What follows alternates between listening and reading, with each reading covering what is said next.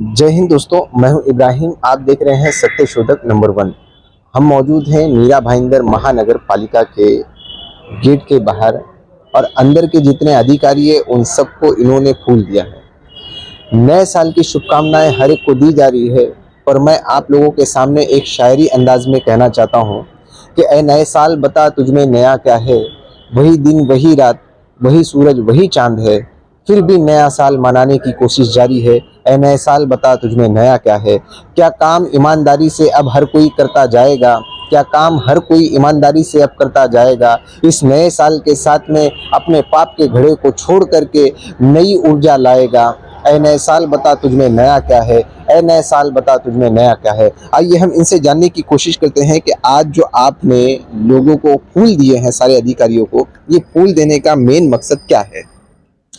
सबसे पहले तो मैं आपके सभी जो व्यूअर्स है, प्रेक्षक है, उनको मैं नए साल की मुबारकबाद देता हूं। और आज नए साल का पहला दिन है।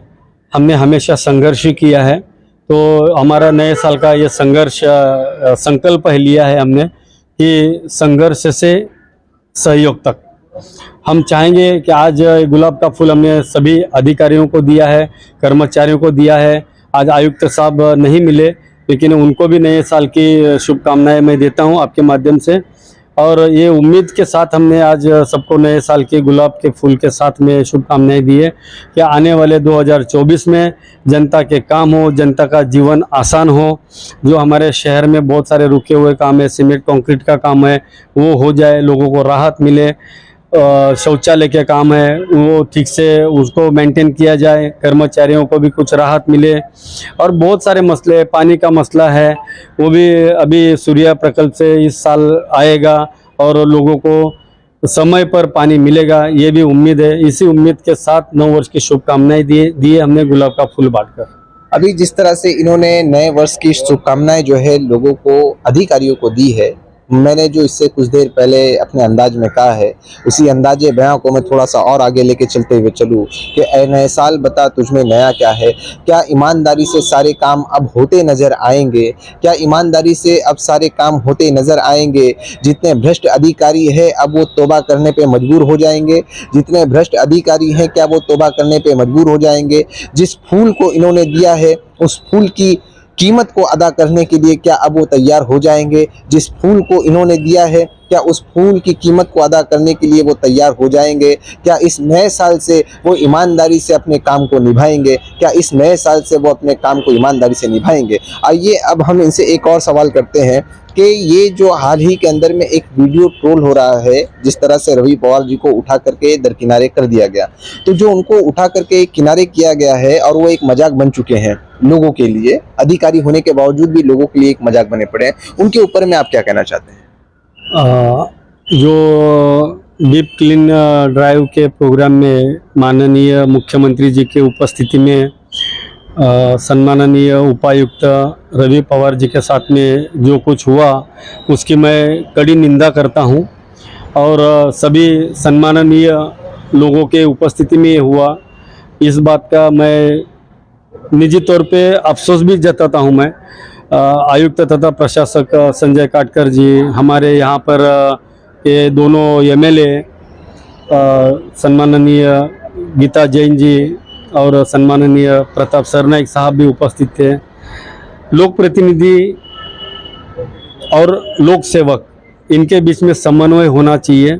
लेकिन जो वीडियो वायरल हुआ है उसमें यही साफ साफ दिखता है कि लोक प्रतिनिधियों ने उपायुक्त रवि पवार जी के साथ में जो कुछ घटित हुआ उसका उन्होंने मजाक बना के रख दिया। जनता में बहुत गलत मैसेज जाता है इस चीज़ का। हालांकि लोक प्रतिनिधियों को, लोक सेवकों का सम्मान करना चाहिए, उनके अधिकारों का सम्मान करना चाहिए।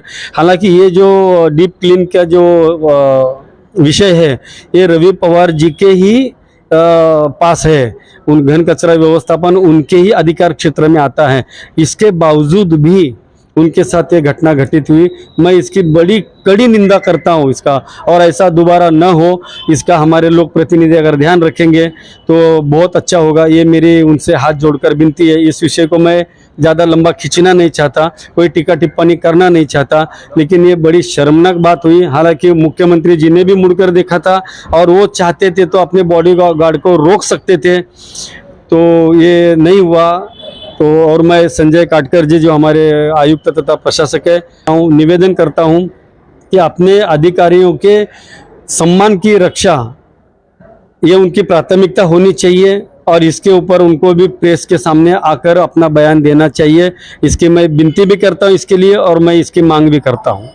बहुत बहुत शुक्रिया हमसे बात करने के लिए। जिस तरह से रवि पवार जी को उठा करके एक किनारे से दूसरे किनारे बच्चों की तरह कर दिया गया, आप लोगों को मैं बता दूं कि कुछ लोग वहीं कमेंट भी कर रहे हैं कि शायद एक जो इनके पाप थे वो घड़े भर चुके हैं, क्योंकि इन्होंने बहुत भ्रष्टाचार भी किया है। लोग के कुछ ऐसे आरोप भी लग रहे हैं, ये मैं नहीं कह रहा हूँ।